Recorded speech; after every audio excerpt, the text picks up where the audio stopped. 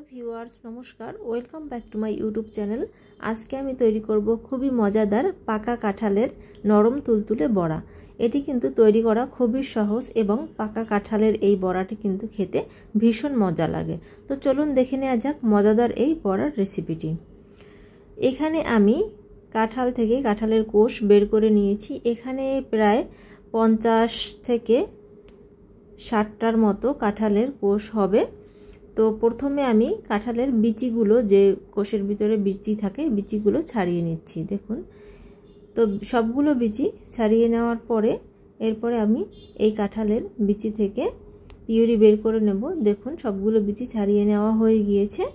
এরপরে আমি একটা ব্লেন্ডারের জার নিয়ে নিয়েছি এবং এর ভিতরে অল্প অল্প করে আমি দিয়ে কাঁঠালের এই কোষগুলো আমি ব্লেন্ড করে নেব।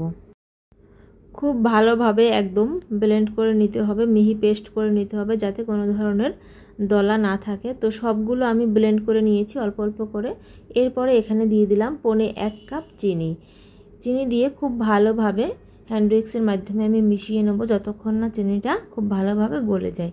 দেখুন, চিনিটা গলে যাওয়ার পরে কিন্তু পিউরিটা অনেকটা পাতলা হয়ে গিয়েছে। এরপরে দিয়ে দিলাম আমি 2 কাপ চালের গুঁড়া। 2 কাপ চালের গুঁড়া দেওয়ার পরে দিলাম আমি 2 কাপ আটা। আপনারা চাইলে ময়দাও দিতে পারেন। তো আমার কাছে ময়দা ছিল না, আটা ছিল, তো আটা দিয়েই আমি তৈরি করেছি পিঠাটা। এরপরে দিয়ে দিলাম আমি 1/2 কাপ নারকেল কোড়া।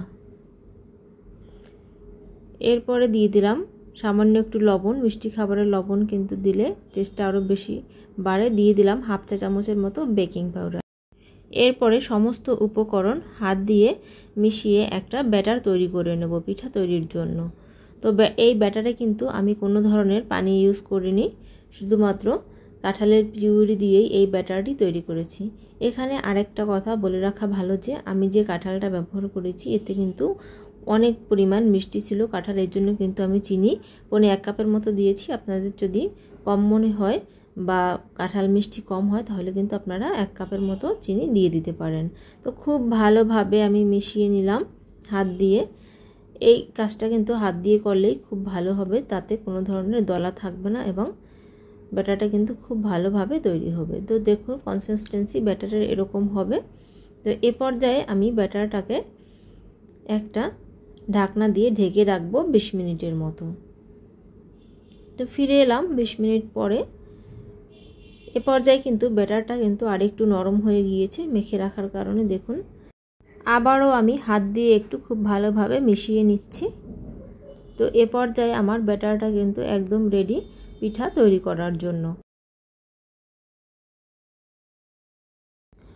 চুলায় একটা কড়াই বসিয়ে দিয়েছি এবং এর ভিতরে দিয়ে দিলাম পরিমাণ মতো তেল। যেহেতু বড়া পিঠা তৈরি করব এই জন্য তেলের পরিমাণটা একটু বেশিই লাগবে।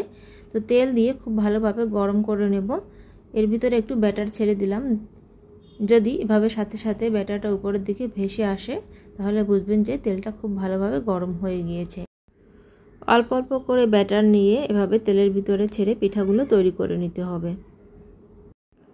এই পিঠাগুলো ভাজা হতে 3 থেকে 4 মিনিট সময় লাগতে পারে। চুলার আঁচ মিডিয়ামে রেখে পিঠাগুলো ভেজে নিতে হবে, হাই হিট দেওয়া যাবে না। এতে উপরটা কালার হয়ে যাবে তাড়াতাড়ি এবং ভিতরটা কাঁচা থেকে যাবে। তো মিডিয়াম আঁচে আমি পিঠাগুলো ভেজে নিচ্ছি। একটু হাতা দিয়ে নেড়ে চেড়ে দিচ্ছি যাতে একটার সাথে আর একটা লেগে না থাকে। পিঠাগুলো কিন্তু সব উপরে একদম ভেসে উঠেছে, একদম ফুলে উঠেছে। দেখুন পিঠাগুলো। তো এরকম যখন কালার আসতে শুরু করবে তখনই এভাবে চামচ দিয়ে উল্টে পাল্টে পিঠাগুলো ভেজে নিতে হবে। তো নেড়ে চেড়ে পিঠাগুলো উল্টে দিচ্ছি। এভাবে আমি পিঠাগুলো খুব সুন্দর একটা কালার করে ভেজে নেব। দেখুন কত সুন্দর একটা কালার তৈরি হয়ে গেছে। পিঠাগুলো আমি এখন এভাবে ছেঁকে নামিয়ে নিচ্ছি। কাঁঠালের এই পিঠাটি দেখতে যেমন সুন্দর, খেতেও কিন্তু ভীষণ মজা। তো আমার এই পিঠার রেসিপিটি যদি আপনাদের ভালো লাগে তাহলে অবশ্যই আমার ভিডিওতে একটা লাইক দিবেন এবং আমার চ্যানেলটি যারা সাবস্ক্রাইব করেননি আমার চ্যানেলটি সাবস্ক্রাইব করে আমার পাশে থাকবেন, এই অনুরোধ রইল। একটা পিঠা আমি আপনাদের ভেঙে দেখাচ্ছি। দেখুন পিঠাটি কতটা নরম তুলতুলে হয়েছে। তো আপনারা আমার এই পিঠার রেসিপিটি ফলো করে পিঠাটি তৈরি করতে পারেন এবং আমাকে কমেন্ট করে জানাতে পারেন। এতক্ষণ আমার পাশে থাকার জন্য, আমার ভিডিওটি দেখার জন্য সবাইকে অসংখ্য ধন্যবাদ।